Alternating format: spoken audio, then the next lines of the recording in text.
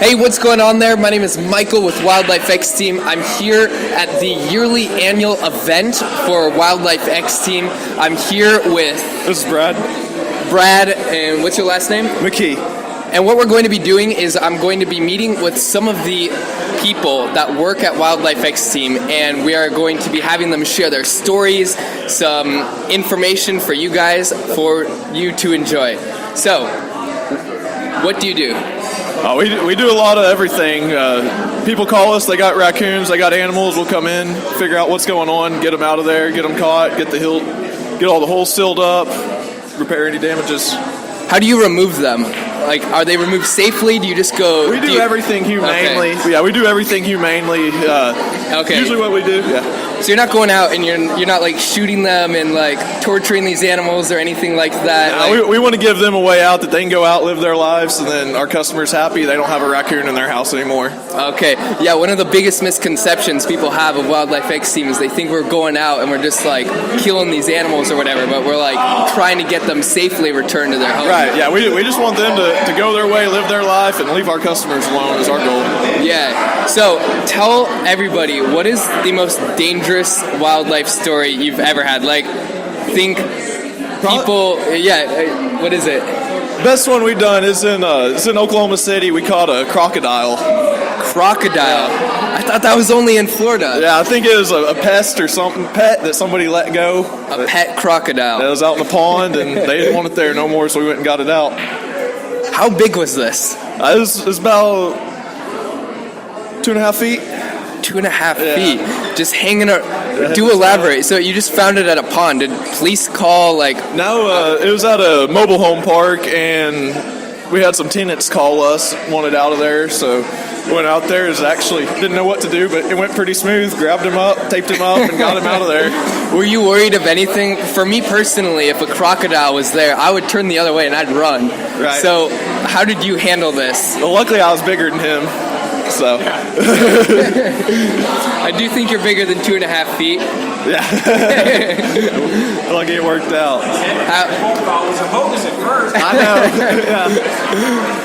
Crocodile in Oklahoma City. Okay, this is a first. I've never heard anything as crazy as this. All right, what's your best success story? Like, unhappy client, gone, really happy. Tell everyone like a big win that you've had. It's always a good win when you get somebody to send an unsolicited review. Always enjoy those. That's probably the best thing I got. Okay, what's the like coolest job you've ever been on? Like, the crocodile one is pretty cool. Probably gonna go back to that. Yeah, everything goes back to that crocodile. Crocodile in Oklahoma City. Man, I can't get over that. That's fun.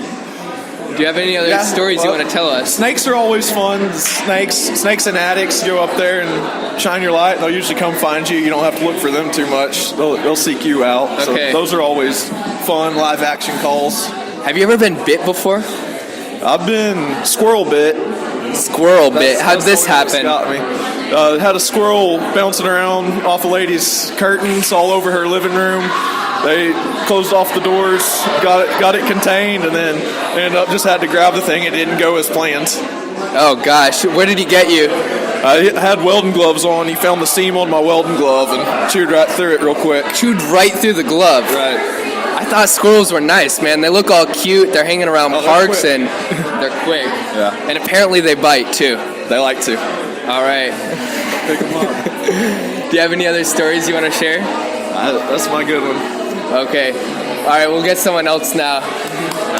Thanks, Michael. Yeah. Thanks for being with us. Nice work. Hey, how's it going? Doing good, man. Hey, what's your name for all of them? Hi, I'm Daniel with Wildlife X Team San Antonio. San Antonio. Okay. What's one of the most interesting calls you've ever gotten from someone before? One of the most interesting. Yeah, one of the calls that made you scratch your head. So the last guy, he had a crocodile in Oklahoma City. Oh, I haven't came across any crocodiles yet. Not yet. I have came across 7 rat snakes in an attic, and one of them was right inside the AC unit when you walked in. So that was one of the more interesting ones, because there's nothing like crawling around an attic not knowing where your targeted animal is at. Yeah. What's one of the most dangerous calls you've ever had, or scary? Oh, anytime we have to do anything with a rattlesnake. I mean, with any poisonous snakes, they're incredibly dangerous. You got to be really careful and staying calm. Really calm. Like practicing some of the things that you and I were talking about today. Yeah. Some breathing exercises. Keep calm, keep the animal calm, those kind of things. So you got to do a lot of meditation when you're on the job, or like to relax and. I do a lot of meditation. Okay. Yeah, I don't know. Some people do their own method. I use a lot of breathing to keep me calm. Yeah. If I was dealing with rattlesnakes and crocodiles, I don't think meditation would work for me. I think I would go back to cross country in high school and just start running for my life. Start running. Well, hey, that's not a bad idea. All right. Anytime someone asks me, what do I do? I'm like, well, you need to leave it alone until somebody with a professional gets there. All right. Can you tell them some other interesting stories? I'm sure everyone's wondering surely you've had some interesting jobs. Well, yeah, there was a house I was working at, about 1,600 acres. It was getting dark late at night, and these people didn't have a lot of visitors that came out to their property. So it's 5:45, 6 o'clock at night, the sun's going down in the background, and I'm up on top of this metal roof, and I'm trying to reach really high to get this screen on a louver vent, and all of a sudden I hear a pow, pow, pow, and it's right next to me, and I'm sitting there just like, what in the world? So I climb down off the ladder, Yeah. and I'm looking around, I'm like, what? And I come around the corner, and the customer's sitting there with his rifle, and he's putting it up, and I'm like, excuse me, sir, did you just shoot something? He's like, oh yeah, got me a hog. I was like, He got you a what? oh yeah, got me a hog. A hog. Yeah, a hog, like a wild pig, big wild No pig. way. Yeah. So I was like, well, you think maybe next time before you fire this high-powered rifle, you let somebody know about it. Oh yeah, I forgot you was up there, man. Yeah, I was up there, goddamn. Shit. A heart attack. So the animals aren't even the most dangerous thing. It's just clients deciding. Oh, usually it's people. Yeah. Usually it's people. They're deciding, okay, let's go shoot some things right now. Or they want to talk to you while you're hanging upside down trying to get a picture. They're like, oh, what is that? Well, ma'am, let me tell you. It's crack. Same as you thought it was. Let me go back to work now. So usually it's the people that tend to I be the see. problem. Has anyone ever tried to interfere in like a really bad way with a job before? Kind of like you were saying with the gun or whatever. Well, I mean, a lot of times, yeah, the people do all the time. They'll ask you, how do we fix this? And then you tell them how we're going to fix it, and they go, well, what if we do it this way? You can do that. It won't work, but you can do it. I mean, you do whatever you want to. It's your house. Yeah. So, yeah, it happens a lot. They tend to want to put their spin on things, and we offer the advice, and if they don't want to take it, then they're going to do what they want to do. It's their house. Yeah, their house, their rules. That's right. Might not be the smartest rules, but... No, it might not be the smartest rules, but it's not really my job to tell anybody what to do with their house. Right. I'll give you some advice. If you don't like it, that's okay. Yeah. What's some of the generic advice you could give everyone here? So, for all wildlife-related problems, what advice would you give? So, to these people watching right now, like let's say they have a home, how can you protect your home? Just like some generic advice, or what should you do? Well, you want to take a look around your house. So take a walk around your house, see if you can find any kind of gaps that may be more than about an inch to 3 to 4 inches. Anywhere where you can find that. Any place where you can see a wire going through into the house. A lot of times you're going to have a screen there. Anytime you have a roof vent, so you might have one of the little square ones, you might have a mushroom cap. A lot of times animals are going to find their way into the house through those because they have a covered place to attack the screen. Same with louver vents. So when you have a louver vent, okay, they have a screen from the inside, typically on the regular, right? Yeah. Well, the animal can crawl and it can sit underneath these slats like this, right? Right. TV camera people this way, the slats like this. They can sit there and they can chew and chew and chew, and no predator is going to come and get them. Yeah. Like when we screen a louver vent, we're going to screen it from the outside. The main reason that is that they won't sit in the wide open trying to chew through the metal because a predator, a hawk, an owl, something is going to come and attack it. So that's the best way to start. Keep food, all animal food, feed them, pick it up, put it away. Water, pick it up, put it away. I mean, these are the things that are going to attract animals. If you have fruit trees, There's not going to be a lot you can do about it. You're going to end up having animals because animals are just looking for food. They're not out to, they're going to tear up your house, but they're not out to hurt it. Yeah. They're just looking to survive, the same as all of us. Okay. Yeah, that's one of the things that which a lot of people have been learning about is like the holes inside, very, very small holes on the outside of the home and the roof or whatever. These animals are really clever and they can find ways in. Oh, without a doubt. So, I'm from San Antonio and Austin. That's my area, and we have a really big issue with bats, right? So bats can fit into anywhere that's 3/4 of an eighth of an inch. I mean, we're talking a very small area. So most of the time they're like, oh, you'll get a call from a client. They're like, oh, they're just going in through one hole. I know exactly where it's at. Well, sure, that may be possible, and that may be right, but most likely that's not. Most likely there are more than one entry or exit place. Animals, like the rest of us, don't want to be limited to one option. Right? Yeah. They want to have an entry place, they want to have an exit place, they want to come in this part of the house and go to the other side to sleep because what are they trying to find, just like the rest of us? Security. Yeah. They want to go to sleep and not be worried. Same as the reason that we go to work every day, all day, work hard, so that when we go home and our bills are paid and our light bills on and the kids have food, so we can go to sleep and feel safe and secure. It's the same thing with them. Mm-hmm. So do you find a lot of animals in the attic, in between walls, stuff like that? Where inside of the home, where are you finding the animals? Because I don't think they're out in like where the people are, but usually when we get calls, they're like in between the walls or in the attic or in like a really weird place, and people are like, "What the heck? Like I didn't even know that could get in there." Right, yeah, they obviously fit in these places that are incredibly small. So typically you're going to find them in the attic, in between the floors of your house. If you have a 2-story house, a lot of times they like to live in the between the first floor and the second floor. Okay. Right, because a space that's this big to us is like, oh, that's tiny, but to a rat, that's a humongous place. So in between a home, when you have a 2-story home, before that second layer, there's like something this big. Right. And this is something most people don't know about, is that in between the walls, it's not solid you've always cement. Got this kind of about this much space. And you got to always think back about when you look at a house when it's framed. You could go anywhere you want to. Well, theoretically, if you were this small, you could go anywhere you wanted to once you're inside that house. Because it's the same frame, we just covered it up and made it look pretty. Yeah. You know what I mean?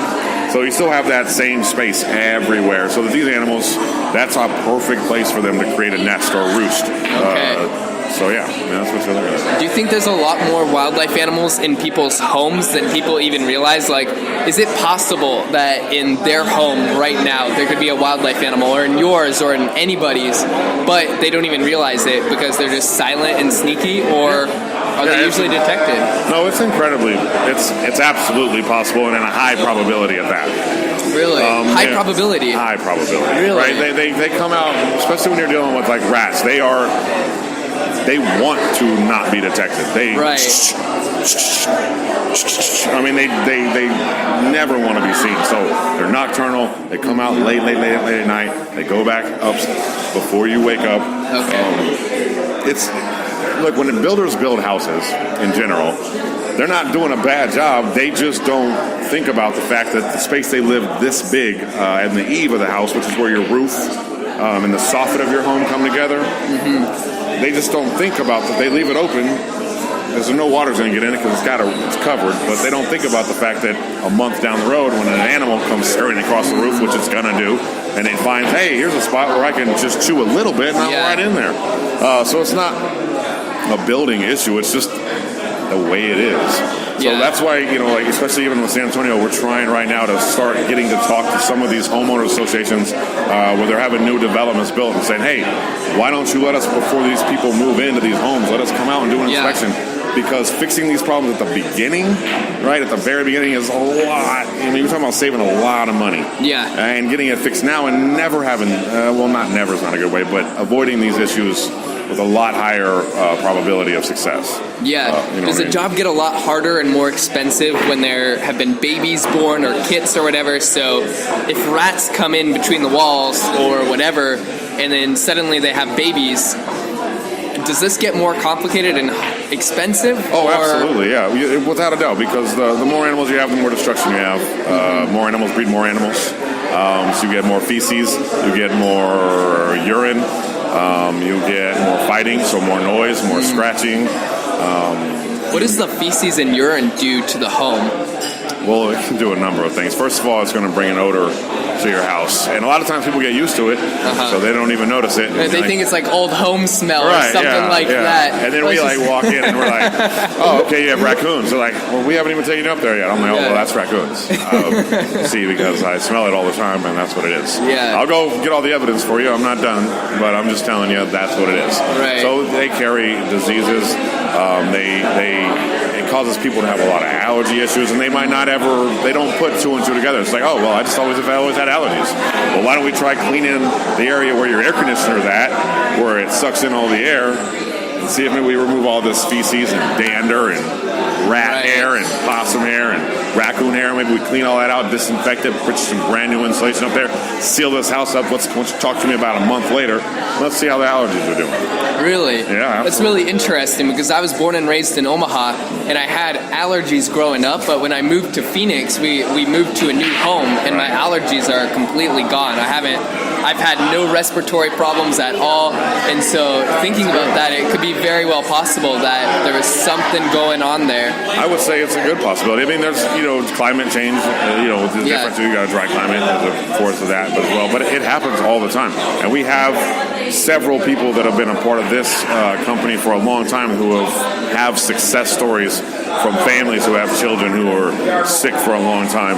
And then we come in there and we do this process, and a month later, hey, oh my God, my daughter is feeling better and doing better. So That's it's always amazing. worth a shot, that's for sure. I mean, I've had allergies growing up too, and they're terrible. There's nothing like having a sneezing fit and sweating and just coughing all the time. Yeah, that's awful. Yeah. That's really cool, though. I didn't even know that you could literally heal people's allergies Absolutely. or asthma or whatever by doing this. Yeah.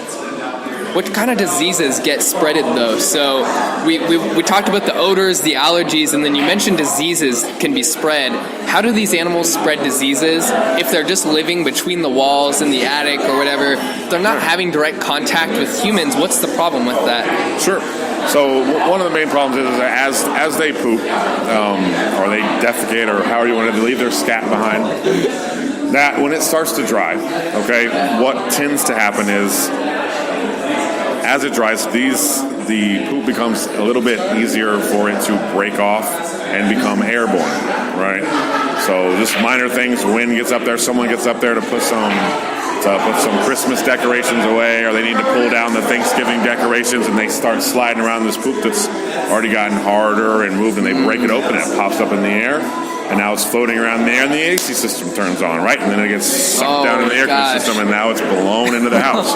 And there you go, and that's a very simple way to go. Or you pop up there, and you're looking around, and same situation, you pull yourself a bin over, and then all of a sudden you get it, and it goes in your eye, and you don't even realize it. It's like you're breathing poop. You are breathing poop, yeah. I don't think I would want to... I'm having really bad visualizations. You're talking about the poop going into the AC system, and we're breathing it in. By the way you're describing it, it sounds like almost as if you took a poop in the toilet and you just bent Washed right your hand over and got yourself a drink. Yeah. I mean, sure. I mean, that's not something everybody wants to think about, but it is what I have to think about. That's what I do. That's my job. Right. They didn't call us there to tell them that rats are there.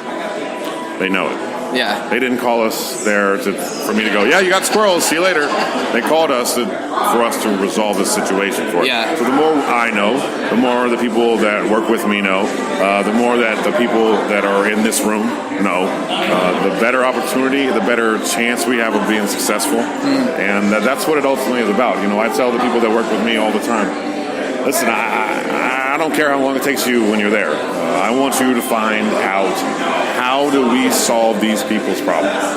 Yeah. Because you can't do it in 30 minutes, I promise you. It's not that simple. Their houses are big. They have lots of different areas. They have complicated routines and patterns, and you've got to take the time to find out how, by using us, we can eliminate or lower that chance of anything ever happening again. There is no such thing as 100% of solving something, but you can always do your best. Okay. You know what I mean? You can always do your best. And so I tell these guys all the time, I mean, hey, you know, and including me, every time I'm at somebody's house, you're going to get 40 or 50 pictures. Because I am going to take a walk around the bottom, then I'm going to get on the roof, then I'm going to get in the attic, then we're going to go walk around the bottom again. And if I haven't solved it by that point, we're going to start looking around again.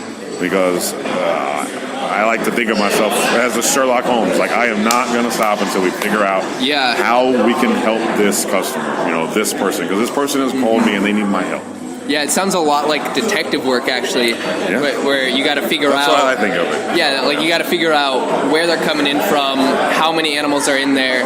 Do you ever get calls where it does kind of turn into this like big detective thing? Oh, without a doubt. So you get a call for like a snake, for example, and you go up into the attic and you look for a snake, but then you also find all these other animals. Does this happen, or? Yeah, it happens a lot. A lot of times you get a call for something else, and like for instance, you have a skunk call, which is very simple. It's going to be buried tunneling underneath the ground, and then you get there, and while you're sitting there, you're looking up on the roof, and here's a wire that's got brown markings and oil markings as you can see some kind of an animal, a rat or a mouse has been going in through this way. Or you see an eave shoot up, or you look up at the chimney and the bottom of the chimney has been pulled up, so you're thinking, okay, maybe there's a raccoon in there. So that happens all the time. Just because someone calls me for a skunk doesn't mean I'm not going to continue the process of looking at people's homes, providing our wildlife inspection report, which is a fantastic process. What is the wildlife inspection report?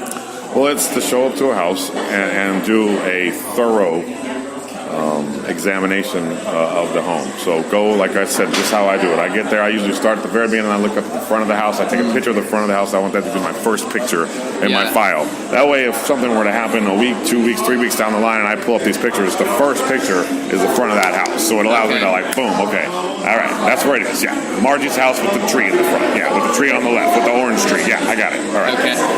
And then we want to go around. Everybody has their own process, but my process is go up, say hi, see what's going on, try to ask them, what have they heard? Yeah. You know, where are you hearing it at? What time are they coming in? What's the sound like? Is it loud? Is it a scratching number? Is it a thumping number sound? You know, and these are all, it's more evidence to figure out what's going on, what's the issue. So once we have determined that, we spend the time with the teachers, with our customers, then we're going to take a walk around the house, right? We want to look from top to bottom at each spot, top to bottom, each spot, top to bottom, each spot, taking pictures, because we can't remember everything. You know, it's impossible. Yeah. When you go around a 3,500 square foot house, a 5,000 square foot house, how are you going to remember how many plumbing pipes there were? You know, or how are you going to remember that there were 17 eaves, exactly 17? Well, take a picture, write it down, so that way when we're done, we don't have to spend another hour walking around going, okay, yeah, that's eve number 2, that's eve number 3, and that's eve number 4. Yeah. Right. How much does it cost to get a wildlife inspection report? Oh, we don't charge anything for it. You know, it's completely free. Absolutely. Yeah. So if anybody here is having like a potential issue, they should just hit up Wildlife X Team, and it'll be a completely free report. That is absolutely true. We would love to come out and take a look at your house or your place of business and try to find a way, if you are having an issue, to help you out. Awesome. And how long does it take to get a job done? So let's say raccoons, snakes, whatever, just a very typical average job, wildlife infestation in the home, maybe some minor damage. How long does it take from that first inspection to get the entire job done, customer satisfied, animals removed, and prevention in place so that this doesn't happen again? Can you give me like a timeline, like day 1, day 2, or hour 1, hour 2? So typically about 3 to 5 days, but it can be done as fast as 1 day for sure. Okay. Absolutely, for sure. 1 to 2 days would be like the quick. But 3 to 5, as long as the scheduling is not an issue, then it's no problem to have it all done in 3 to 5 days. Okay. Everything for your house to start smelling better, for you to start feeling better, for your attic to be animal free. 3 to 5 days off a free wildlife inspection. That's a pretty good deal. Okay. That's awesome. Yeah. So if you're watching this right now, call us at 855-WILDLIFE or visit us at wildlifexteam.com. We'll make sure to give you a free inspection report, which is just a free overview of your home to make sure it's free of wildlife. We're going to take pictures. We're going to take whatever document it, and then they're going to present to you exactly what needs to be done to fix your home if needed, or maybe it'll even all be good. Absolutely, and sometimes that's the case. Sometimes you go there and it's Absolutely, yeah. and you don't charge them at all. Nothing at all. All right, Why awesome. wouldn't I? All right, thank you so much for Thank being. you so very much. Pleasure, man. Yeah. And we look forward to next month. All right. Thank you, Sounds everybody. good. Bye. Dana Stairs, San Antonio. All right, cool. How we doing? Good. How you doing? Good. What's your name? John Culver, Wildlife X Team, Dallas Metro and East Texas. All right. So if you're in Dallas Metro, East Texas, give John Culver a call. He'll be glad to help you out. Hook you up. So what do you like about Wildlife X Team? What's not to like? The adventure, the adrenaline, the everything. The adrenaline. Oh yeah. Okay. What's a very adrenaline-inducing story, like a scary wildlife story? Let's jump right into this. Okay. I would dang for sure say it's going to be bats. Bats have a bad reputation of being, scary. And I did a church one time. It was way out in center Texas. Okay. And they said, hey, you know what? We just had this church inherited to us, and it's infested with bats. So I was like, all right, that's going to be interesting. So I get out there and realize infestation was a minor thing. They had, I'm guessing, maybe 1,000 bats. So you walk into this 1,000 bats. They had at least 1,000 bats. So they walk into this facility. I walk into this facility, and I'm literally having bats just fly around my head. Oh my gosh. That sounds freaky. It's like you're in a vampire show. It was pretty surreal, dude. So, but yeah, getting rid of bats, man, it's more involved than what you think. Getting rid of them is one thing.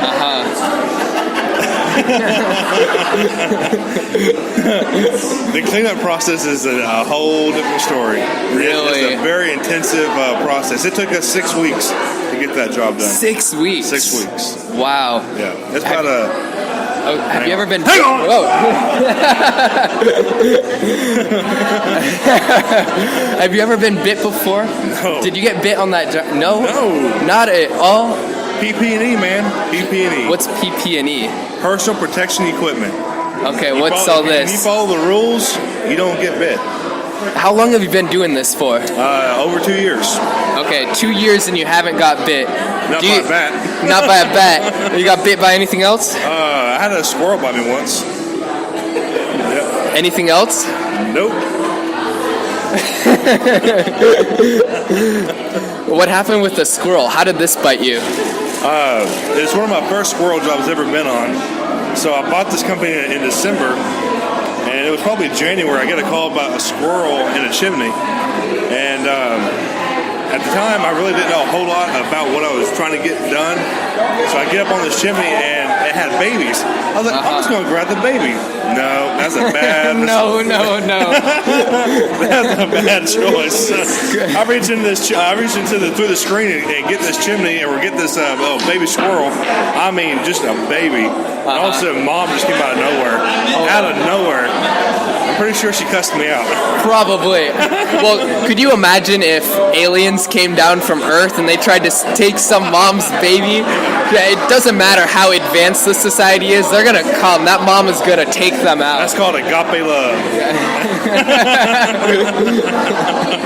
So, yep. But it was, I got the babies out, which got the mama out. I fixed it. Happy customer. All right. Yeah, that's what we strive for, is a happy customer. Everyone's happy at the end. The squirrels got out safely. Right. No one died. No one died. Not even the baby squirrel? Oh, no. I put them in a tree about 2 houses down, and Mom came and got them. She went elsewhere. All right, all's well that ends well then. Amen. What do you think is the most dangerous wildlife creature? Everybody here has been telling me that they've been bit by squirrels. And squirrels are like the cutest, nicest little creatures from my childhood. And then everyone's been bit by squirrels. And literally this other guy, he dealt with crocodiles, he's dealt with all these things, and then squirrels are what gets them. So do you think it's just bad luck, or what's the most dangerous thing? Or is it squirrels, actually? I mean, squirrels aren't dangerous. It's just they're so quick, and by the time you think you're going to get your hand on them, they just spin around you, and you're like, "Where's it at?" Most dangerous, I would definitely say, is going to be your snakes. They're very quick when they strike. The more you can learn about them, the better off you are. If you ever see a snake, don't approach it. Don't try to be, hey, look at me. Don't try to be brave. Don't try to be clever.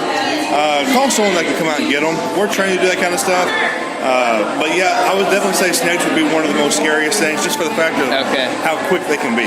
Yeah, so it seems like squirrels and snakes are the worst, not because of their actual danger, but their speed. Their speed. So they're faster than us. So when you try to deal with them, they're like, whoop it, Yep. whoop it. Oh yeah. To get you fast.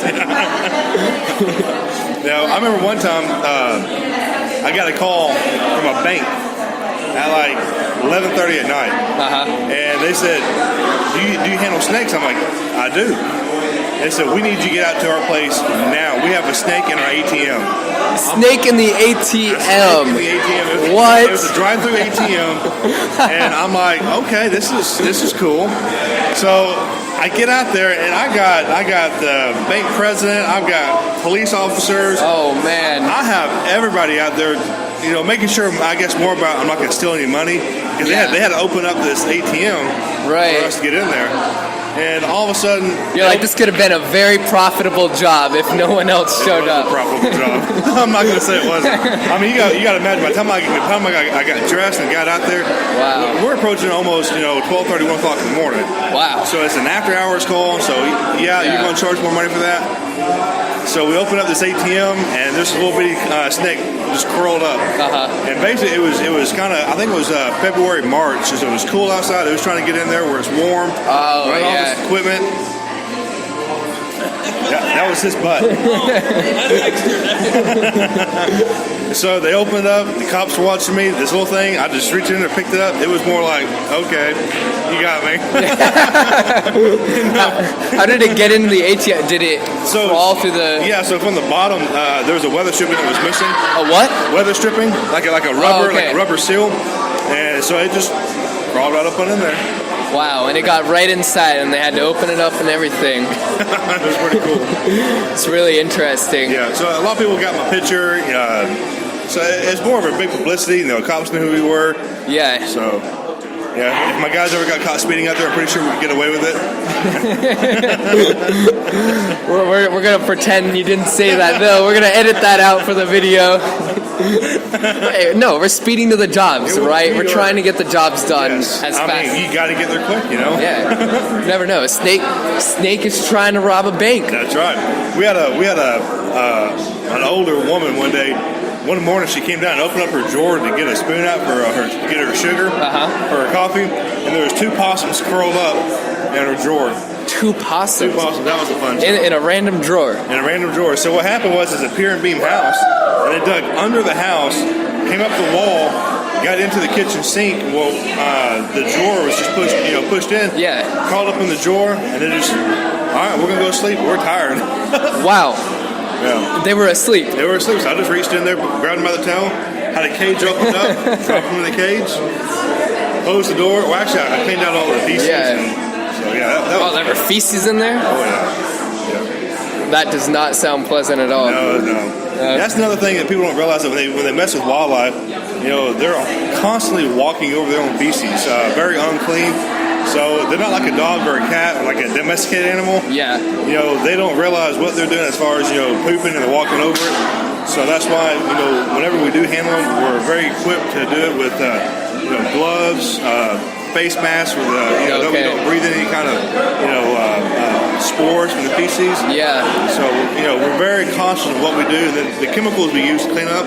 Yeah. Top of the line. That's something I never considered, because we live in a very disconnected from nature society. Sure. We watch all these movies of like animals, but the cold, hard reality is they're pooping on themselves and then walking around in it.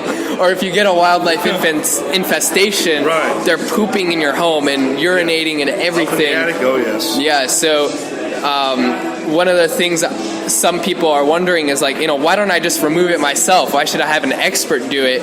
But as it turns out, there's a lot more to the job than just getting rid of the animal. Yeah, they more than likely, almost anybody can get rid of an animal out of the attic. They look up on Google how to do it. They try home remedies.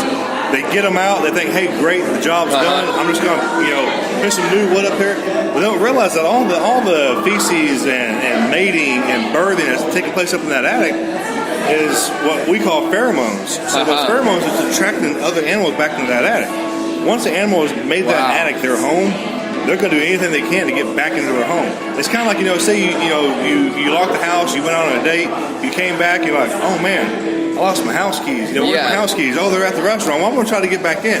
You're going to go to your back door, see if you lock the back door. You're going to check your windows. Right. Eventually, either you're going to kick the door in, you're going to break a window, you're going to do something, but you're going to get back into your home. Right. It's cold outside. You're like, I've got to go to bed. I got to go to work the next morning. Yeah. They got the same mindset. If they can realize, if we can realize that attic is their home, just as much as it is our home. Yeah. Then it makes it easier for us to understand why it's so important to get rid of the insulation, why it's so important to disinfect, why it's so important to have new insulation put back in. It's not about just getting them out, but keeping them out and getting rid of what brought them in to begin with. Wow. I had never thought about it like that, but that's very true. We don't have pheromones, or at least the kind these animals can detect, right? Well, we have more kitchens and everything. I was like, hey, that house smells good. Yeah. And then for these animals, though, once they kind of claim it as their home, they don't have logical understanding, my home, your home. Right. That it's their home now. They feel safe in it. A lot of times this time of the season, the winter months, they're looking for warmth, shelter. But here soon, they're looking for a place to be given birth. Right. And so getting what we call exclusion, getting your house sealed up, is a big thing right now. Get your house sealed up. We'll give you a guarantee. We'll give you a warranty, and you're good to go. You're in good hands with Wildlife X Team.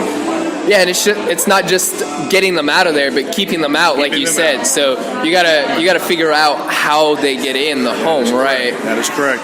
So we have very well trained wildlife specialists that will be more than happy to come out to your home and give you what we call a full wildlife inspection report. We'll go on top of your house. We'll walk around your house. If it's a pier beam, we'll go under your house.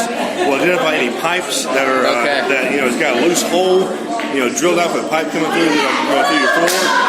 We'll identify everything. We'll sit down with you at the kitchen table and identify and show you everything that we found, and show you a very extensive, detailed, operation of how we were going to get this sealed up for you, how we're going to take care of you. It's all about the customer. Awesome. And what's this warranty that you mentioned? So you said there was a warranty if you come and do a job. That is correct. There's a warranty. What is this? Everything we do, everything that we actually touch and replace, you have a 1-year warranty. After that 1-year warranty, you got the option to renew that warranty. So that way we're calling it a limited lifetime warranty. You can renew it every year. We'll come out, we'll do a full inspection on it, make sure Mother Nature hasn't lifted anything up, make sure the screws still hold nice and tight. If we inspect it and it looks good, we'll give you another warranty on it, another year warranty on it. We'll say, hey, if anything happens, we will cover what happens. We will cover if they go, sorry about that, if they get back in anywhere that we fixed, we'll come back out, we'll trap them, we will fix it all over again. So if you come over to my home and you remove some raccoons, and I get this warranty for a year, which comes with the removal, right? The warranty, the job itself comes with the removal. Okay. So once we get them removed, once we get your house sealed up, once we get your attic restored back to what is original, say 10 years when the house is first built, we'll get your attic restored back to its original beauty. You have a 1-year warranty. Now, if for whatever reason that raccoon gets back in through, or not that raccoon, we will relocate that raccoon about 15 miles away. So there's no chance you're going to get that raccoon or possum or squirrel back into your attic. So what we'll do, what happens is sometimes another raccoon comes by and just, hey, luck of the draw, he goes back to your house. It's got nothing to do with the pheromones attracting them. We've got all your insulation out. We disinfected it. And so they get up there and they just try to get back in. Well, they just pull that metal or they'll tear something up. Now, if they go back in through an eave that we replaced, we will cover that. If they go through the shingles to get back in, that's not part of the warranty because we never fixed or patched or shingles. Right. So if they create a new entry point back into your home, that's where your warranty will not cover. That's a new entry point. We'll come back out, we'll fix it, patch it, and if they dig back through it again, we'll repair that again for free. Okay, so basically, if you guys repair a hole, like let's say a raccoon rips a hole in the roof, you repair that hole, but then the job wasn't perfect, and another raccoon comes in and they're like, oh, let's just fix this right up, or make that at my home. You're gonna come in and you're gonna fix it for free. The job's going to be perfect. Yeah, the job is gonna be perfect. My technicians are amazing. Okay. Top notch. I only hire the best. But if a raccoon goes back in through the entry point that we sealed up, we will cover that. Okay, great. Yeah. All right. Do you have anything else you want to tell the camera, to everybody watching? We're a one-stop shop. We don't sub anything out. When you call Wildlife X Team, we'll have the same people out there every day until the job's done. You won't see shingle company coming in. You won't see a roofing company. You won't see anybody else but somebody wearing Wildlife X Team. Okay. We're a one-stop shop. I have one more question for you. What differentiates us from our competitors? So there are some other wildlife removal companies out there. What makes us the best? We have amazing reviews and all of that, but besides just the great reviews, let's get into the nitty-gritty details. What is it specifically that we do that makes us superior to the competitors? Sure. So people should call Wildlife X Team instead of another company. We are extremely detailed in the inspection that we do.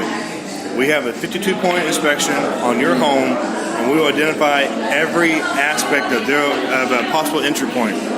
Okay. That being said, once we identify it, we'll bring it to you. If you want us to fix it, we will be more than happy to fix it. But we are extremely detailed. Okay. And this inspection is completely free. That is correct. Okay. All right, great. Thank you so much, and I'll see you around. All right, buddy.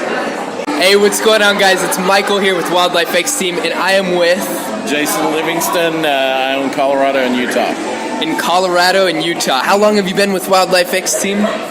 I actually helped form the company. I'm on the board of directors, and I'm president of the FAT committee. Okay. How long have you been, or, how long has the company gone for? The company's been in existence for 5 years. Okay. We have all been in related fields and industries for in excess of 30 years, some of us. Okay. 4 members of the board together, over 120 years experienced in this. Okay. What do you like most about Wildlife X Team? What do you enjoy most about the job, going out there, dealing with wildlife animals, all of that stuff? Wildlife X Team is more of a family than it is a company. But on a daily basis, if you like solving puzzles, if you like detective stories, it's a great job. I had another person say that it was just like Sherlock Holmes. So you're going out there, you're trying to figure out where they're coming from, what's going on, whatever. So what's a really... we got Don right behind there being silly, trying to mess us up. What's one of the most dangerous jobs that you've had, or exciting?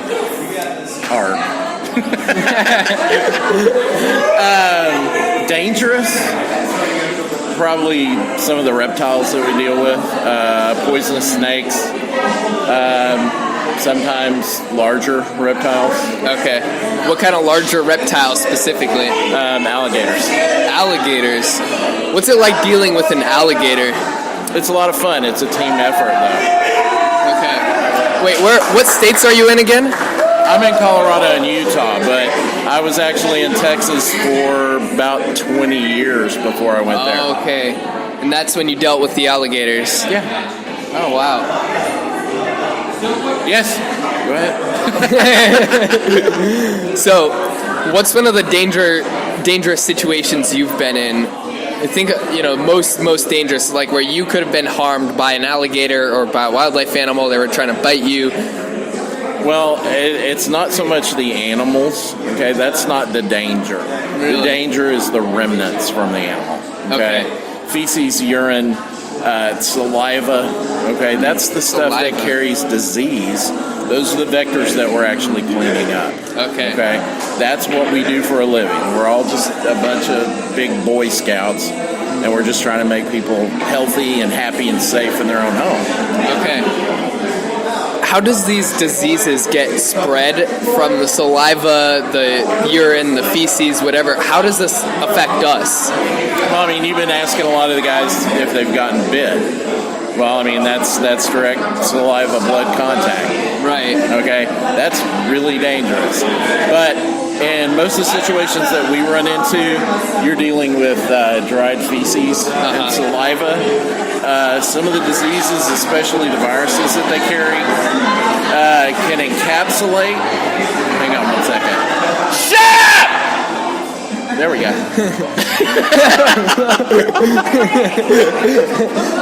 He couldn't hear me this close. Okay. You guys are good. But actually, the viruses encapsulate. Okay. They build a protein coat around them.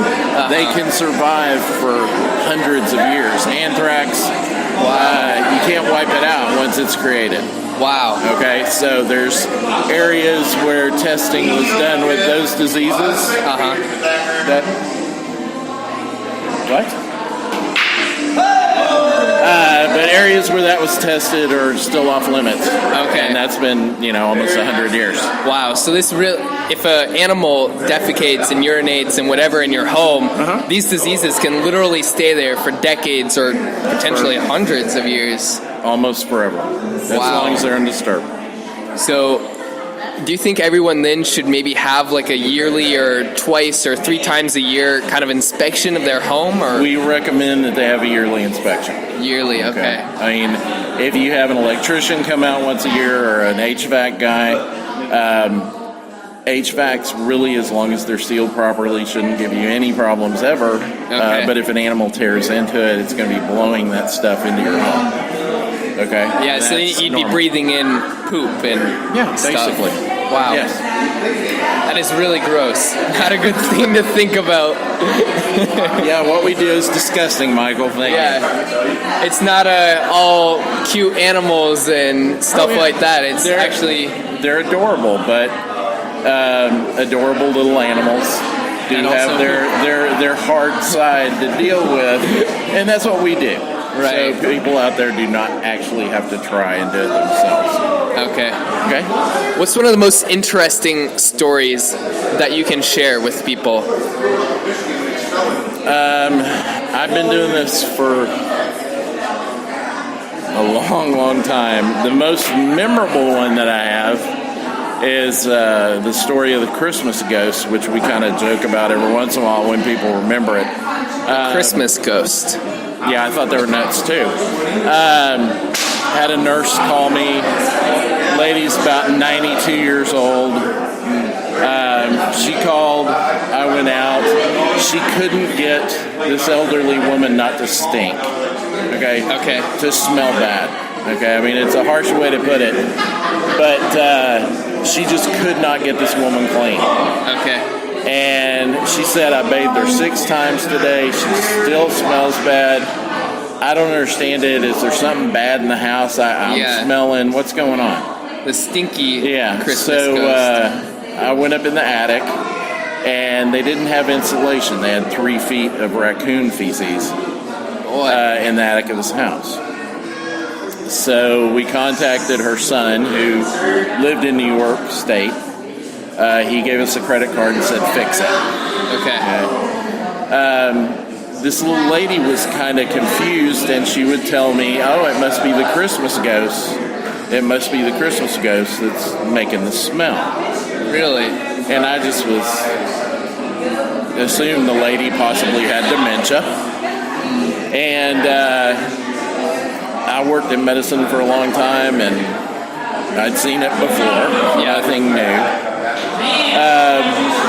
And when I figured out that it was raccoons and they had left that much feces, I requested that the son actually come from New York because I had to have more information about this. This was a really, really expensive home. Okay. In Fort Worth. It was on Colonial Boulevard, right across from the golf course. Colonial. So very, very nice. Very nice home. And it has 3 feet 3 feet of feces. raccoon feces. Wow. That was the insulation. There was no insulation anymore, just the feces. Wow. It is the insulation. Yeah, it insulated the house feces quite is the well, but it insulation. smelled pretty bad. But when the son got there and I started questioning about how long this issue possibly went on, he said, well, it must be the Christmas ghost. Well, I thought it was a family thing at that time. Yeah. Okay, they're all nuts. But what it was when his sister and he, who were a year apart, left for college, they were hearing noises in the attic. And then when they would come back for Christmas, they would hear noises in the attic. Well, the father told them, oh, it's just the Christmas ghost. Don't worry about it. Okay. So this went on for at least 42 years that we're aware of. Wow. So Did they the actually feces believe it was a continued- ghost? No. Oh, just like a little It saying. was Dad's excuse for the noises in the attic. Oh. So instead of someone looking in the attic for 42 years, they let it go. Wow. And generation after generation of raccoon deposited presents. Over 40 Christmas ghosts, get it? Presents. Yeah. Left presents in the attic for 42 for years. 42 years. I didn't. And at that point, when our crews started cleaning it up, they could only be in the attic for about 10 minutes at a time before they had to throw up. Raccoons leave a musk Yeah. along with the feces, and it was so strong. I mean, we literally had to pull the sheetrock and everything else out of the house because the wall voids were full of feces as well. Wow. And once we were done, the nurse was very happy and very pleased, and the lady stopped smelling. Yeah. So it wasn't the lady, it was her house. Wow. But it took several days to fix that one. To fix 3 feet of Of 42 feces. years of raccoon feces. Were there raccoons in there when you... No, usually once we get up there, they kind of scatter. Okay. Okay, but they left their presents everywhere. So that took a long time to clean up. Wow, and you were able to identify by their feces that they were yeah. raccoons. Yeah, well, and the smell. Okay. I mean, once you've done this for a while, you can stand at the street and tell them what's wrong with the house. Wow. And you just know the animals that well. So this is what happens if you don't get the wildlife inspection for 42 years. You Yeah. get 3 feet of raccoon feces. Not in every situation, Michael. not in everyone, But yes, but in some it cases. can happen, and it can become a family legend. Yeah, of the pooping Christmas ghost. All right. Okay? Good enough? Yeah. Do you have anything else you want to share? If you have the opportunity to do something like this, it's fantastic. Very rewarding. Who do you think would be well suited for a wildlife job? If anyone's interested in it. It's kind of hard to say. My background's in medicine and microbiology. We've got people that were mechanics. We've got people that were home builders. Is there a personality type trend that you're noticing, like introverts, extroverts? Normally, for some reason, a lot of people that go into pest control are pretty well suited for this, but not everybody likes it. Okay. Understandably. And, one of the biggest tie-ins for everybody is some history on a farm somehow. Okay. A lot of country living and being out among the animals anyway. Right. They tend to enjoy it a lot more Some type of childhood experience Oh, yeah. with animals in the wild. in the wild. Okay.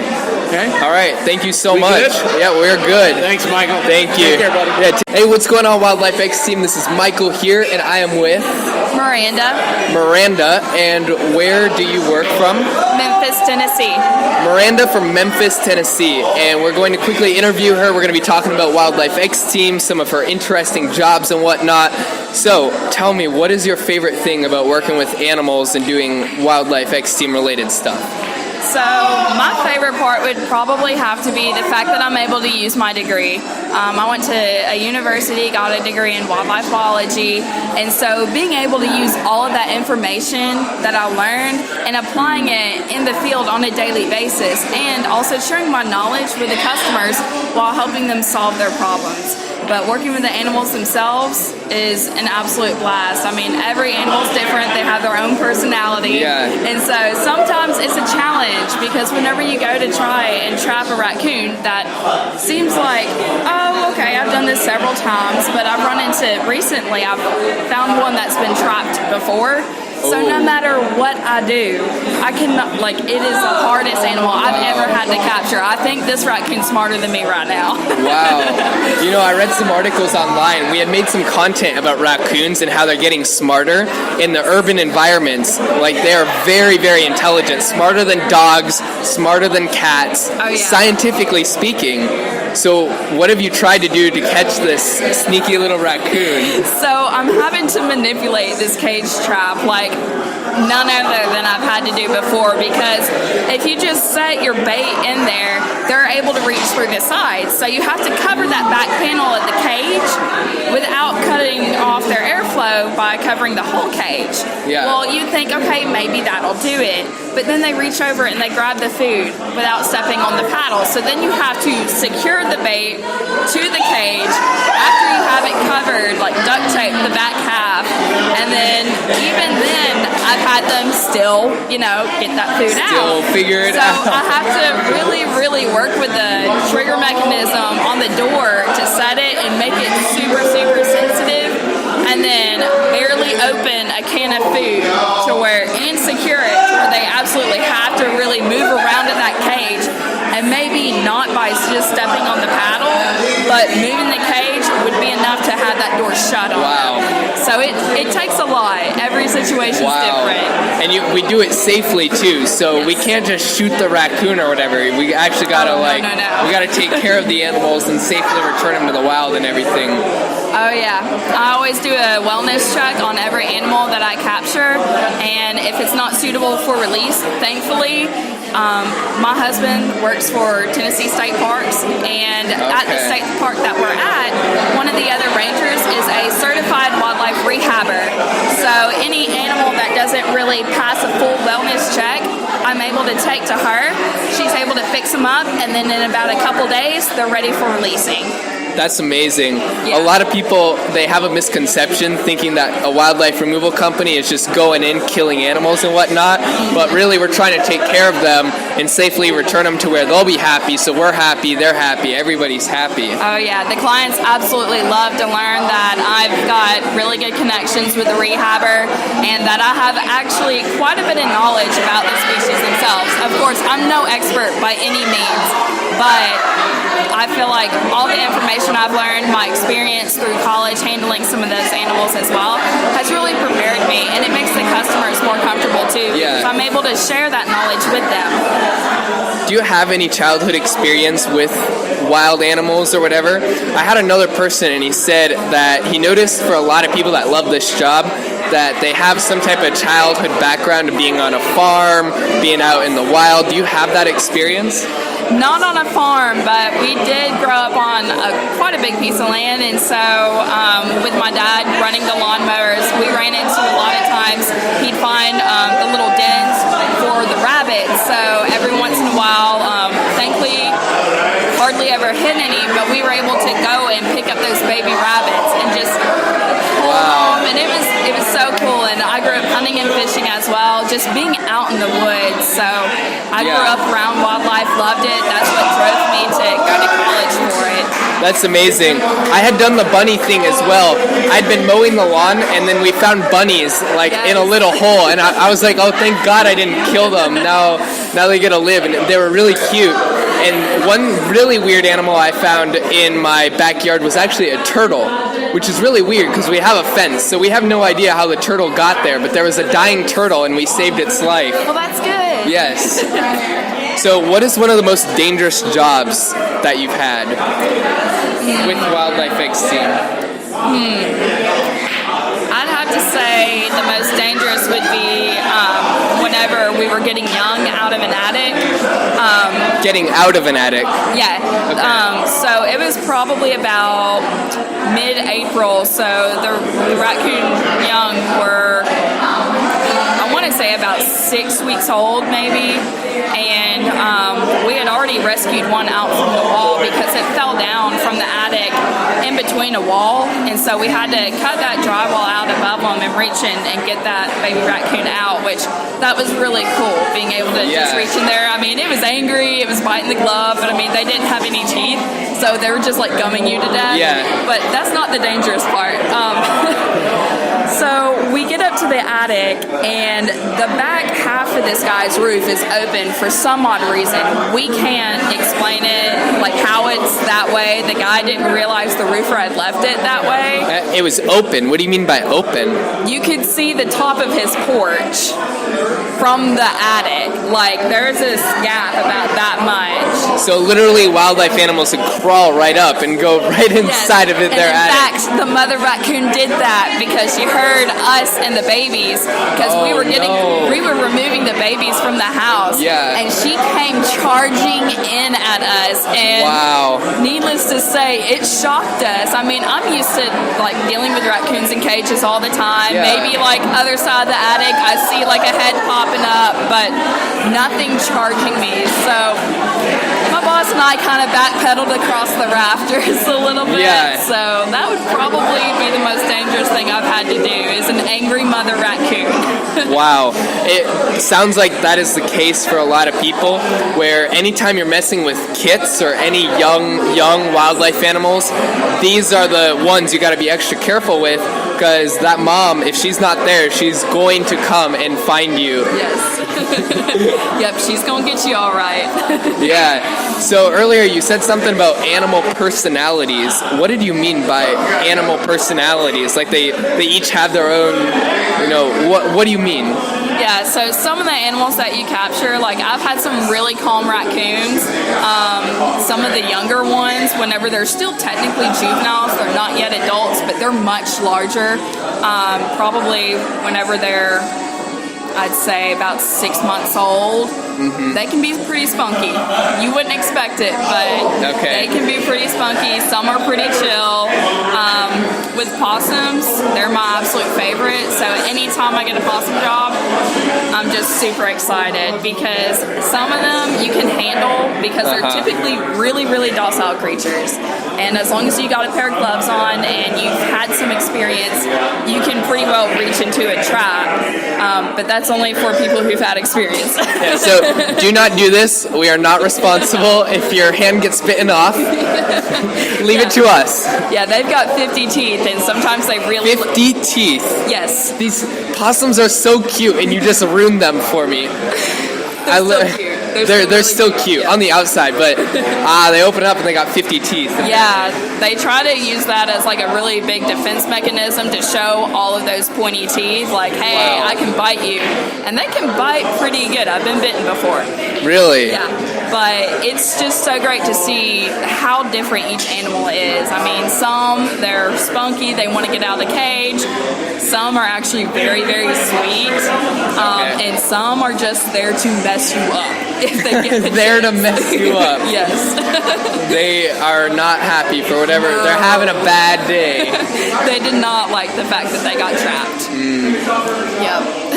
Oh, wow. Okay. Now, what is... So you've been bit before. Yes. What were you bit by?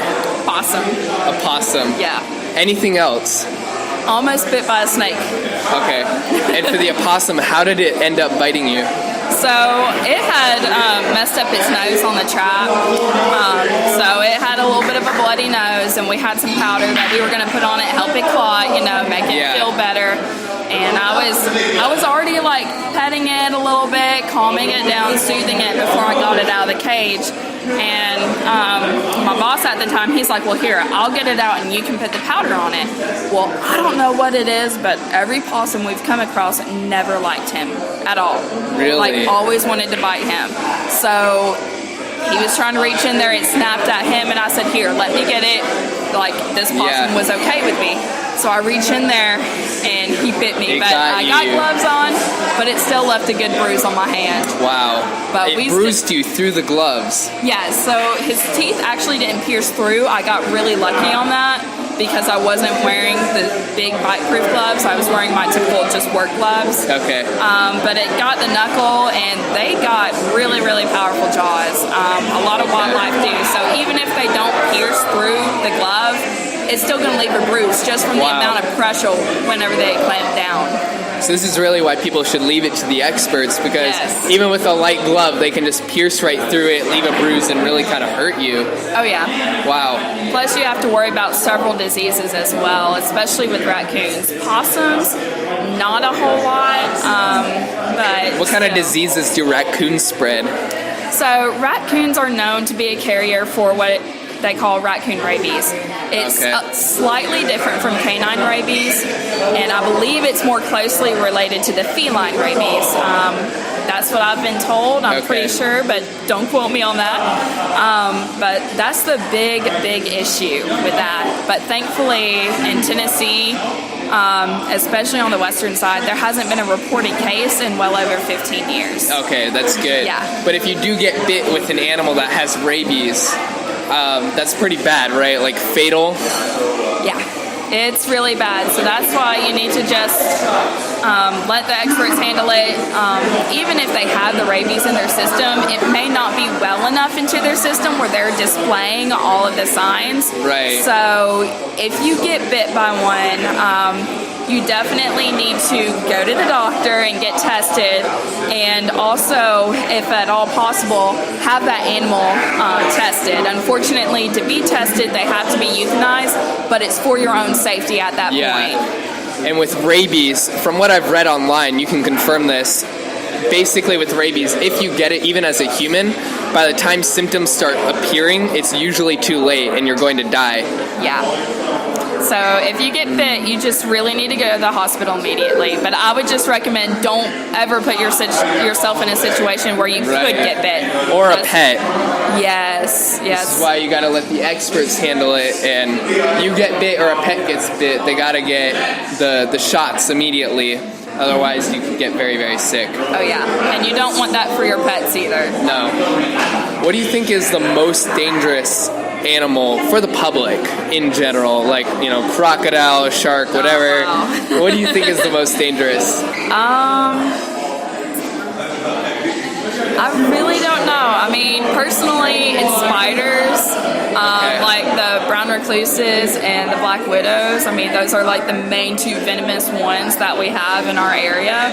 Okay. And a In lot Tennessee. Yes, in Tennessee. Okay. So that's like probably the most dangerous, in my opinion, other than a venomous snake. Okay. What makes these spiders dangerous? Like, you said venom, but I mean, do they bite you and then you die? Like, what's the danger of them? So you don't necessarily, like, you won't die from it unless you just don't do anything about it. Okay. But they're really small, and they're usually in places where you're not always sure that they're there. Like climbing through some attics, I've run into boxes of brown recluses. Okay. Pulling down an attic stair, the biggest brown recluse I've ever seen in my life has like fallen down almost on Wow. me. I bet that was kind of scary. I would run for my life. Yeah, I jumped back and almost like ran into the insurance agent, but because we had the adjuster out at the house, and she was I was going up there to show her some stuff, and she was like, "You got pictures from last time?" And I said, "Yes, ma'am." She goes, "Okay, I'll just take those." After seeing that spider, Okay. but you can get bit, and sometimes a brown recluse will not give you a bite that gets infected where you really get sick. It just depends on what bacteria they have on them and what bacteria Okay. they have on you. But as long as you get bit and you go to the hospital immediately, you're going to be okay, right? Yes. Okay. Yes. So if you get bit by anything, go to the hospital and you'll be all right. Yes. If you don't learn anything else, just go to the hospital if you get bit. Remember that.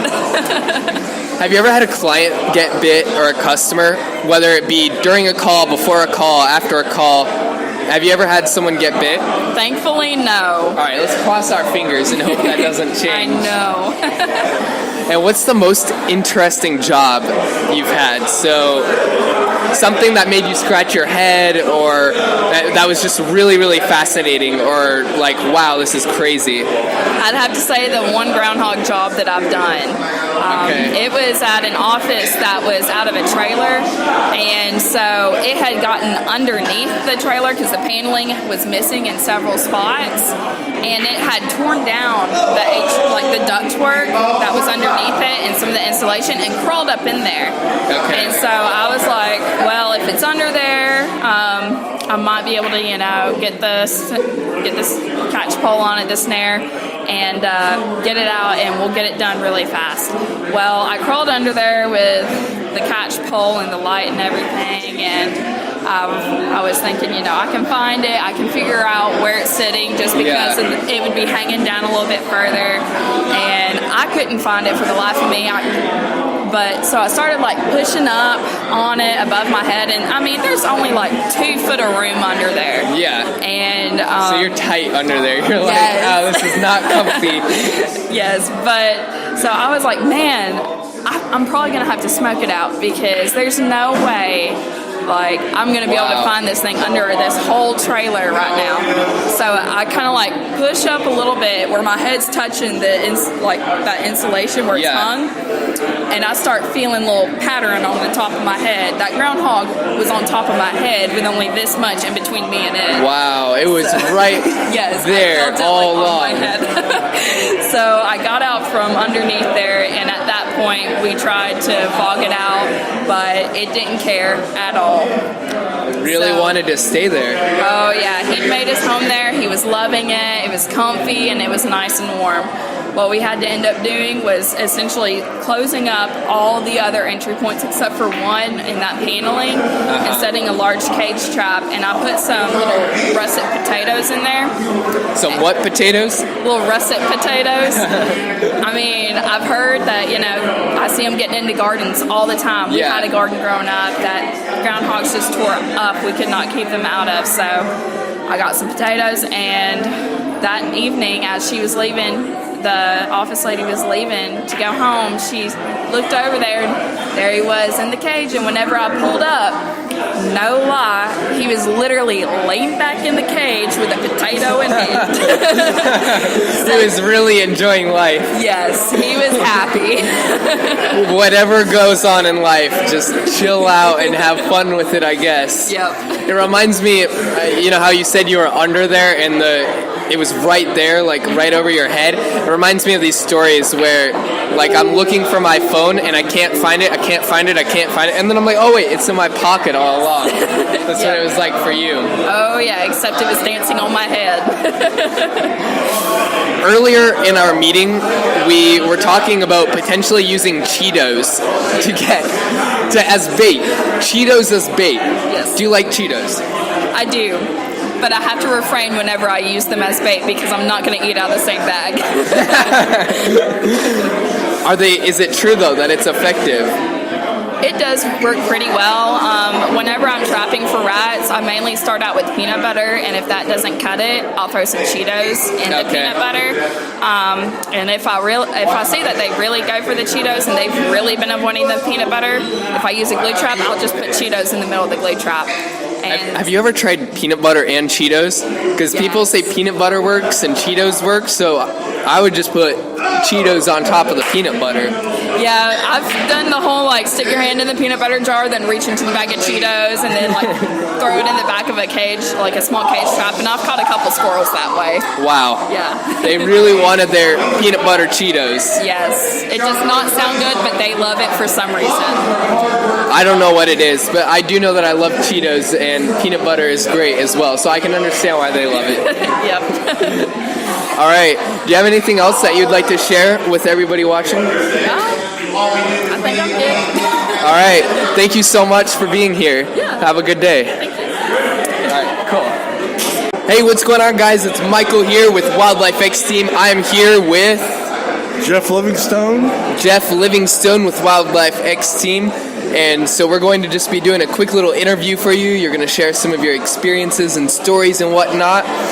What's your most favorite or enjoyable thing about working on Wildlife X Team, wildlife removal, wildlife and animals? Pretty much just starting from the first and working up. I'm up at the corporate office now, so kind of retired from the field. But everything's interesting, trapping, doing the work on the houses, getting up in attics, doing attic renovation, helping out with the filling of the hopper to get the insulation into the attic, watching the bags when they comes out. Pretty much everything about the industry is awesome. How long were you in the field? Going out, doing jobs? Probably, my experience is over 20 years, but the Wildlife X Team, pretty much when we started it, and then about a year ago, management, and with the, pretty much always been with the franchisor corporate office. Okay. But for a while we actually owned territory in DFW, so we actually worked that out of our office, and it sells, helped out with jobs, made sure they got done, everything like that. Do you know off the top of your head how many people or jobs have been employed or created as a result of Wildlife X Team? I would say, well, between 50 and 100, depending on all the franchisees. Unfortunately, some people have come and gone, but it's kind of the way it goes. I can't say for sure, but it's probably closer to the 100 mark. Okay. And roughly how many people are serviced each day, month, year, whatever metric you know, by Wildlife X Team as a whole, all over the USA? I would probably say 30 to 50 people get seen every day, and probably 15 to 20 jobs get done all over. What's one of the most dangerous experiences you've had out in the field working with wildlife animals and whatnot? Probably one time I got bit by a squirrel. Bit by a squirrel? Yes. How did this happen? I went inside the house, caught the squirrel in the bathroom. The lady had one of those baskets for clothes, so I used it to put the squirrel in there. I took it out to the truck. I was grabbing the basket itself and then the cloth part, and when I brought it out, I didn't have my gloves on, and I mishandled the squirrel when he popped his head out, and he went and bit my hand right there. Wow. A lot of people here have been bit by squirrels. Have you been bit by anything else? No. So squirrels seems to be they look so cute and nice, but they seem to be the biggest biters. They're terrorists. Terrorists. 80% of people I've spoken with here have been bit by a squirrel before. Yeah, they're not nice. They are basically rats with nice fur. Rats that look nice. Yes, pretty much. And what's one of the craziest or most dangerous wildlife stories you've heard in general in Wildlife X Team as a whole? Probably skunks. People get sprayed. In fact, I got sprayed once in the eye. It hurts like hell. Did you get partially blind as a result? No. Okay. I found the water hose, thank God, and washed my eye out real good, but I did smell for a couple of days. Oh gosh, I bet that wasn't pleasant for anybody. No. What's one of the most interesting stories you have with Wildlife X Team out on the field doing whatever, like a really fascinating story? There's so many. I would say just making people happy, and I can't say for sure which one, but basically when you go out there and get the job sold, you come back and get a job done for, say, $14 grand or so. Makes the people happy. They don't have the situation anymore, and we leave knowing that we did a good job. That's great. What are some of the things which people can do on a monthly basis to make sure that their home isn't getting infested, or to kind of defer that from happening so that way they can avoid all of these damages which happen? Well, as soon as you hear any kind of weird noises, go and check your attic every day, at least once a week. If you see anything that looks even like a dropping, call Wildlife X Team. We'll come out at no charge to take a look at it. Well, some offices do charge a service call, but we'll come look at it and let you know exactly what needs to be done to make sure the animals don't get in. Critter-proof your house, and you won't have to worry about anything as long as you're there. And if you move, we ask for you to call us for your new house to look at it. Okay. So the biggest thing is to pay attention for like the crittering noises or any droplets or whatever. That is correct, Michael. Okay.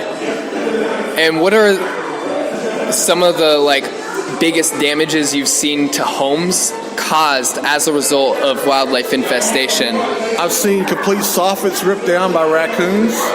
Complete what ripped down? Soffits. Wow. The area underneath the overhang. Mm-hmm. I've seen holes in roofs. I've seen attics that are completely destroyed, hardly any insulation left. Giant droppings up in there, just piles of raccoon droppings. They can be dangerous, so that's why we recommend you take them out. Okay. Or we take them out for you. What happens to the home when these things happen over time? So, obviously the damages of getting torn, but what's the worst things about the droplings and the urine and whatnot? They can cause damage to the homeowner or the people living in the house. The house value is going to go down. If you get it all fixed, then you can actually put your house on the market and say, look, this is critter-proofed. Okay. It's ready to go. Whoever buys it, and we'll get a limited lifetime warranty that is renewable every year. All you have to do is pay your renewals. We'll come out and check it every year, make sure that everything's good. Okay. Thank you, Michael. Yeah, thank you. Got to go. Bye, everybody. Bye. Hey, what's going on, Wildlife X Team? This is Michael here, and I am here with Jack Money Jr. Jack Money Jr. Yes, sir. And where do you work? We have Wildlife X Team West Texas and Phoenix, Arizona. West Texas and Phoenix, Arizona. And Phoenix is where I'm living right now. Okay. All right, so I'm going to ask you some interesting questions, and everybody's going to learn about Wildlife X Team, who you are, what you do. So first, tell us what you enjoy most about working with Wildlife X Team. What do you enjoy about the animals, the jobs, everything? It's for us. It's a solution. So the client, when we get the job done that they called us for, it just fulfills everything that we set out to do as an organization with our culture, and that's just what we do. Yeah, it's very fulfilling. Yes, sir. All right. So we're going to jump right into this. What's one of the most dangerous jobs you've ever had or your team's ever been on? I think for us, there's been a couple of them, but one that stands out to my mind was a really, really, really steep roof that we kind of underestimated. 3 people had turned down the job. We took it. My son, who works for us, was up on the roof, and he's strapped up there around a chimney trying to get the thing sealed up, and the customers were so satisfied. But as a dad and as an employer, I was down on the ground going, hey, man, this ain't good. You know what I mean? Got to be careful. Yeah, solid prayer right then. Yeah. What everybody's been telling me is it's not the animals that are dangerous, it's the people. So the clients are telling you hey, here, have this, and you're like, wait a minute, I'm on the side of a roof. Can you hold on one moment? I don't want to fall off. Yeah, exactly. So we really constantly preach on safety and training with their OSHA stuff and just anything that we can do. I mean, Tammy and I really take pride in our people. Right. And so their protection is what is most important to us. Yes. And so anything that we can do to keep them out of harm's way, because what we do is, it's not easy. No. It's dangerous, but we just want to make sure that our guys are taken care of and that we get the job done for the client. But the main thing is we get everybody back to the shop every day, safe and sound, and ready to go again the next day. Yeah. Yes, sir. That's great. Have you ever been bit before? No, sir. No, sir. Okay, how long have you been doing this for? We started in July of 2017. Okay, so you've been doing this for quite some time, and you haven't been bit. Have you had any close calls? Any animals trying to bite you? No, I mean, I think there was one time I thought a possum froze and he had his mouth wide open, and I thought, ooh, when I was about to release him. But outside of that, I really hadn't come into close contact with any animals like that, so. Okay. Good for me. Yeah, good for you. Everybody else is getting bit by squirrels. For some reason, 80% of the people on the video have been bit by squirrels. Oh, wow. Of all the animals, crocodiles, raccoons, everything, it's squirrels, which seem to be the dangerous ones. Well, we get startled from time to time when we're pulling off a turbine or we're doing whatever. They'll jump out at us, run down our arms, or whatever the case may be, but thank God, good Lord willing, nobody's been bit yet. So okay, that's great. Yeah. What's one of the most interesting stories you've had where, a really fascinating job or a job that went very well when it was just a mess? I think I told the story today in the meeting of the snake. The customer called and he was wrapped around their boat dock, and I went out there to get him. And I got him up on my snake tongs, and right in front of the client, I dropped him in the water in the lake, and he was paying me to remove him. Yeah. So, it was comical, it was funny, but it was anyway. It turned out perfect. The customer was happy, and we've actually gone back and done 2 more jobs for him. Okay. Yeah. So all's well that ends well. That's right. Was it an aquatic snake then? Yes, sir. Okay. A water moccasin. Yes, sir. Okay. Well, that's really interesting. I guess you've learned a lot then about all kinds of wildlife creatures and. Oh yeah, there's no question, and I think that's the thing we have to tell our customers every day is we are dealing with wildlife, so it's a process. Yeah. And so we set those expectations up properly, let them know that we could have some setbacks here, but as a company and a national brand, you have our promise that we're going to be there with you until the job is finished. So that's been the biggest deal. I grew up in a different industry, and in that industry, you had repeat referrals and things like that. Well, the last thing you want, really, in our business, is to have repeat. You want to get the job done and get on to the next one. So that makes it a little fun. But at the same time, when you shake their hand, you're like, Mr. Jones, we got that done, and we're going to be done now. And it's done because it all protected, warranty, everything. Yeah. So tell your friends and family, but let's don't do this one again. You know what I mean? Yeah. One and done, hopefully forever. Yeah, that's right. Yes, sir. What's one of the hardest animals to capture? We struggle a little bit with the skunk. It seems like, and I don't know why, but we'll get on it and we'll trap and we'll trap and we'll trap, but we'll finally get it done. But it just seems like that one takes a little longer than the average animal. Right. Yeah. How long does it take usually to get the skunk? Last week it was 1 day, caught 3. The week before that it was 3 weeks and we hadn't caught one, and then we finally caught it. So it's it's process. That constant communication with the client, and then just that just staying after it, don't quit, and just keep going. So okay. What's one of the biggest damages you've seen a wildlife animal cause to a person, a home, a property, whatever? I want to say it was in Snyder, Texas. Okay.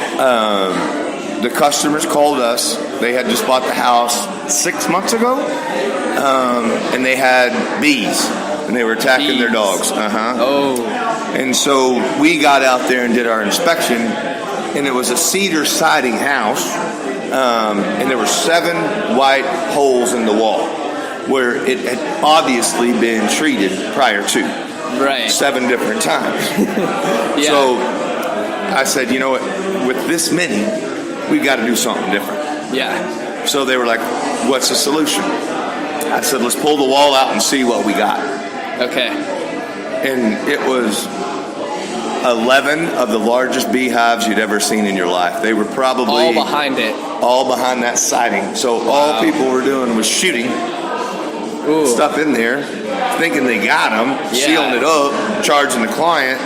We pulled the wall off, and the customers and their whole family and the neighborhood was just watching the whole job. Wow. And they were like, they're all behind. That's where they're coming from. Yeah, they've just been there Wow. for years. So even the neighbors were having problems with bees because they were stuck in that client's house. Yeah. And it was like, when we pulled the wall off, it was like, whoa, wow. Yeah. You know what I mean? Yeah. We were just like, oh, okay, all right, we got this. Yeah. We got this. They're all in their lawn chairs. Yeah. Wearing our bee suits. You know what I Yeah. mean? We're like, no. Y'all go. So that was one of our like, wow, this is a lot. So Yeah, like a huge thing. Bees and wasps, I hate those things. One time I was in Germany, actually, I was visiting, and we were in a room, and there was like a very, very teeny hole in the roof, and I got attacked by over 30 wasps. There was literally a hive on the other side of the window, and they were coming through some hole into the roof. They were coming down and attacking me and my then girlfriend. I literally took a video of this and put it on our YouTube channel. So, wow. yeah, it Yeah. was insane. Yeah, when they get Africanized, they're aggressive and they're Oh, scary. yeah. I mean, I've been stung through my suit and my neck.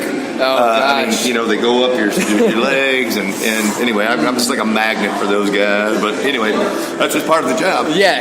Yeah. That's why I'm also behind the computer, and I'm just like running away from everything. I'm like, I don't want to be stung, man. Exactly. Let the experts handle it. That's right. Yeah. Do you have any creatures you're afraid of? You have Snakes. a phobia? Snakes. Yep. Okay, so that's why you dropped it in the ocean or in the lake. Yeah. Instead of you just wanted to get rid of it. There was a fear there. You know Yeah. what I mean? And I'm sure I probably let go when I saw how big he was when I pulled him out of there. Yeah. You know what I mean? But yes, no. It was funny because when Dawn and I first met, it was, coming from my background, and I went home and talked to my kids and my wife about becoming part of the Wildlife X Team family, and they were like, okay, you're scared of everything that you do. You know what I mean? And I was like, well, sometimes you got to face your fears. So it's been a great lesson for my family, my kids, and at my age, changing gears and changing directions. They're like, hey, if Dad can do it, anybody can do it. You know what I mean? So it's awesome. really amazing. It's like a path to mastery for you. Like Right. really tackle your fears. Yeah, absolutely. Just It's run amazing. at it head on. You know what I mean? And so some days we don't know what we're doing, but we call Don, we call Jeff, we call the team, and we just get it on. Awesome. Yeah, they give us all the support in the world to give us the confidence to do what we do. So Wow. Yeah. It sounds like you have a lot of fun with everything that you do. You seem to be really passionate and engaged in all of this. Yes, sir. Yeah, absolutely. Yeah, amazing. There's no way to live life if you're not. You know what I mean? Right. So a man that, or a woman or a person that lives without passion of what they do needs to not be doing what they're doing. Yeah, they And need to find switch it. gears. Find it. Yeah, we're going to die on the sofa one day, but today ain't that day. Yeah. You understand what I'm saying? So I like we're it. gonna I like push. it. We're gonna push the limit Yeah. until we get to that point. That's just what we're Awesome. gonna do. What were you doing, by the way, before? I was raised as a car guy's kid, so I grew up in the car business. Okay. And then did that for 25 years before I retired and took on this new career. Is this the one that you weren't so passionate about and you wanted to switch gears? I'm sorry, say it again? Did you switch gears because you weren't passionate about cars, or were you passionate and you just wanted to change things up? No, you're right. No, for sure. So it came to the point where it just wasn't invigorating anymore. Right. You know what I mean? Yeah, too much repetitiveness. Right.